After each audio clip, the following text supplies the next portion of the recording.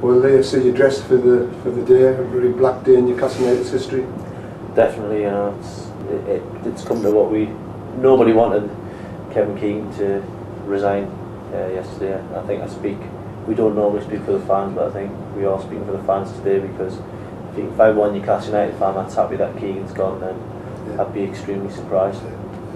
Well, I mean, the Chronicle is a big support of Newcastle United, but we're never afraid to have a go when we think it's necessary, when we think we're in the wrong.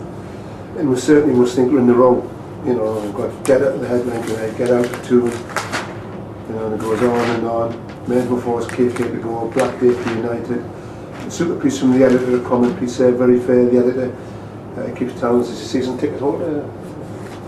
Yeah, season ticket holder there. You know, gone to back. Final straw. Shearer's not in the running.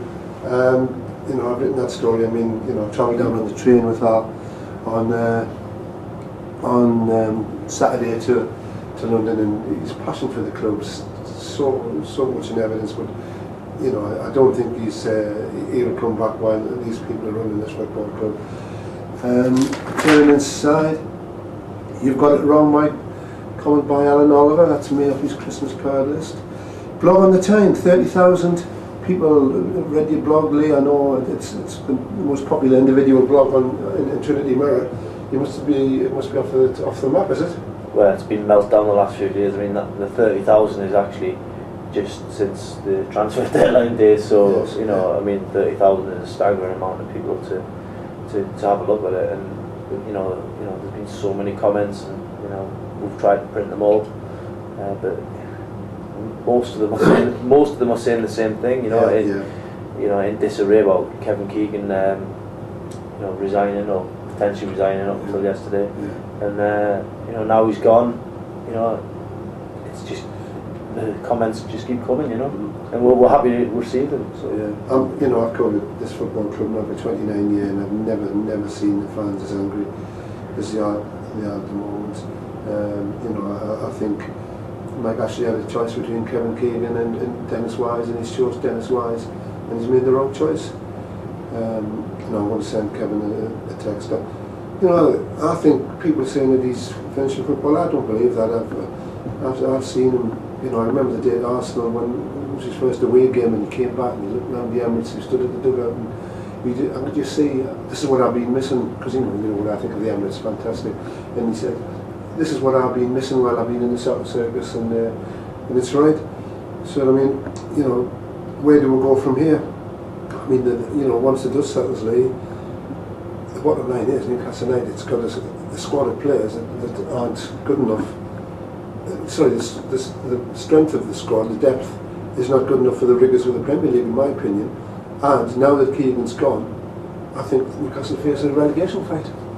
Well, I'd find it hard to disagree with that. You know, I mean, it's a good job at least 4 points from Kevin Keegan. 36 more, until we've got 36 more points, then you know, I won't be able to rest easy. I think it's going to be a big mission to get these 36 points. You know, I don't know who's going to come in. I mean, that's the big thing. But what I will say is that whoever does come in is likely to be a continental style manager who's prepared to work under the restraints of Dennis Wise. And well, he won't be a manager. You're right. He'll be a coach.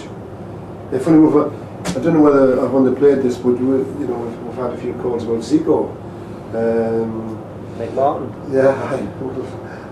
Is he in for the job? Is he? Yeah. Well, could do worse. He's actually back in football. I don't know whether I've underplayed that story. I cannot see it happen. But you know, he's got to try and get a big name, and Zico was a big name. Well, in that way, yeah. Really, but I mean, you know more about football overseas than I do. Do you know much about Zico? Well, I mean, he was managing in Turkey, you know, which you know, while a lot of people don't regard that as a big league, I think the quality is pretty good. But I think in terms of fanatical support, you know, you don't get much more fanatical than the two main Istanbul clubs. Obviously, Fenerbahce, wasn't it? Fenerbahce, absolutely. Their support's absolutely wild. So I mean, in terms of like living with the fanatical support, yeah, you can obviously do that. Could you handle the journalists? I think, did you say before he doesn't speak English? I'm not 100% sure, but I don't think he did. I'm sure he spoke through a translator when we played Fenerbahce a couple of seasons ago. Yeah. Well, maybe those Yardilis there. He was here for 2 years. I never understood a word he said. So. But Nobby as well. So. Well, that's good. Well, I mean, the next week, Newcastle's got to get back to play, and I can't say I've ever agreed with boycotts of clubs, but I don't doubt there'll be a lot of fans stay away against Hull City. There'll be a lot of fans who will go to Newcastle regardless because of that's their team, and you can see both points of view. Just these are sad days, and unfortunately the people that are suffering most are the Newcastle United fans, and I've just got to hope things get better.